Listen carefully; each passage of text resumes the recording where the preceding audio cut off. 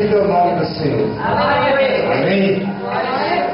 Por causa dele e por ele é que eu e vocês estamos aqui. Amém? Nós estamos aqui só por causa dele. Porque nós amamos o nosso Deus. E ele escolheu esse dia, esse momento para podermos adorar ele, buscar a ele. Eu estava ouvindo essa canção que fala do arrebatamento. E é certo que será um dia de alegria. Amém? Olha para cá para você entender a palavra. É certo que será um dia de alegria. Amém, igreja? Mas é certo que será um dia de tristeza também. Eu estava percebendo, vai ser uma festa grande para aqueles que se voltaram para Deus. Mas para aqueles que brincaram com a palavra de Deus, não serão reconhecidos pelo Senhor. Aqui a palavra diz assim, ó, se o meu povo, se o meu povo, se é uma condição, amém?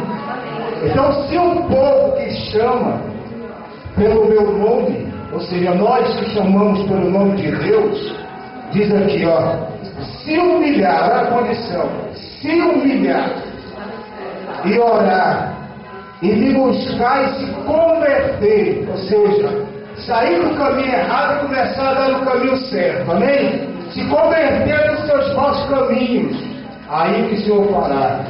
Então, aliás, e me buscar, né, e se converter nos seus maus caminhos, então eu ouvirei dos céus, perdoarei os seus pecados e sararei a sua terra.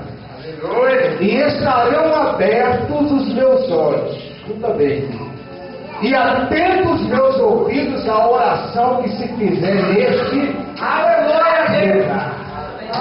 Mas Deus colocou aqui uma condição: se eu e você buscar a Deus de todo o coração, certamente seríamos ouvidos por Ele. Mas é se a gente fazer isso. E se não fazer? Então, naquele dia vai ser uma festa muito grande, vai ser uma alegria muito grande. E essa festa que nós estamos fazendo aqui não se compara com o que Ele preparou para nós. Porém, para aqueles que não buscarem a Deus como Ele quer, infelizmente será um dia de tristeza.